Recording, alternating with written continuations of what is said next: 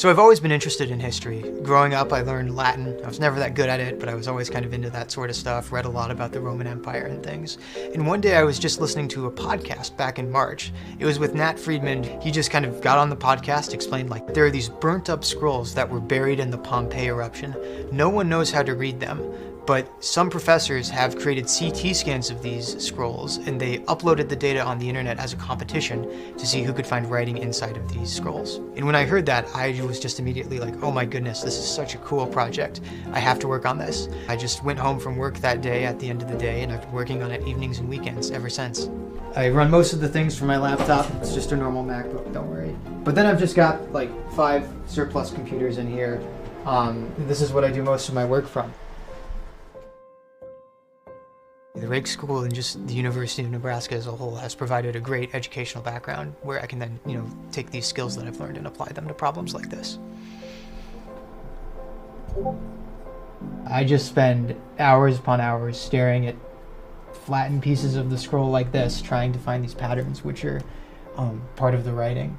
At the start of the challenge, we had not been able to find any writing at all within these scrolls. There are hundreds of these scrolls that are from the mansion. We've scanned a couple of them, and no one had been able to find any writing in them using these methods. Late one Saturday night, I was sitting at a party at a friend's house in Omaha, and I get a text from another person on the challenge team, and he says, hey, I've just uploaded this new kind of piece of the scroll, you should take a look at it. I remotely access my computer, I type into it like, please run the algorithm on this new piece of scroll. And then I just kind of started. I pull out my phone again, just nonchalantly like, hey, I wonder how that went. And there are 3 Greek letters on the screen, letters I'd never seen before. It was really cool because it's like, oh my goodness, like we actually detected new writing in the scrolls using AI.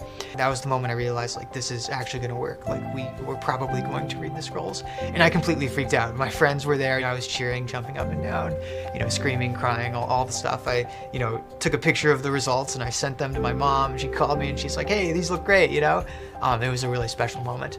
Yeah, so this is the word that I actually found. It's right here. It's the word prophoros, which translates to purple. It's the first word we found in the scrolls. It was reviewed by a committee of kind of Greek scholars, but it's the word purple. And I'm glad it's not the word in or the or and that we found first. We actually found a word that has meaning. This would not be possible without modern AI and modern scanning techniques. People have wanted to read these books for hundreds of years, and this seems like the only way where it's really possible to do that. Now we're reading entire paragraphs from the scrolls, and hopefully we'll be able to read the entire book and read the hundreds of other books that were buried in this condition as well. When we found this first word, we went public with it, and I think everyone has been very pleasantly surprised by the amount of attention it's gotten. As a college student, it's definitely been overwhelming in the best way possible, but it's been really cool to get to kind of, talk about my findings and, share what I want to do in the future with so many people. So it's been overwhelming in the best possible way. The University of Nebraska does a really good job of encouraging their students to think boldly, and I think that's played a pivotal role in my work on this project. You're 24 years old. You co-founded March for Our Lives after surviving the Parkland shooting to support gun control legislation. You've now co-founded Leaders We Deserve PAC. Yes. Tell us, Correct. What is that? So it's basically the second step in our process. We work with March for Our Lives to help elect better people to change gun laws, but our generation is getting old enough now that many of the young people that marched out with us, that protested with us and organized in 2018 in the largest student protest in American history, are now old enough to run for office. So my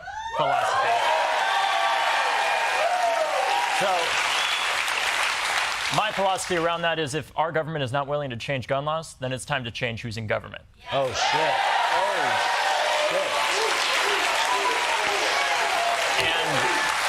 And the way that we do that, Michael, is we help fund great generational leaders. But it's about creating an intergenerational coalition in our government. So many of the greatest presidents we've ever had, whether that was Abraham Lincoln, he was 25 when he was first elected to the Illinois State House. Wow. LBJ was 28 when he was first elected to Congress. Joe Biden, and I know this is hard to believe for the younger people, was 29 when he was first elected. And those men went on to become so successful, I believe, because they started when they were so young, and it makes sense. If you start when you're young, you know how to get stuff done. And Yet you all come to us young people for hope. How dare you? You have stolen my dreams and my childhood with your empty words. The eyes of all future generations are upon you. And if you choose to fail us, I say we will never forgive you.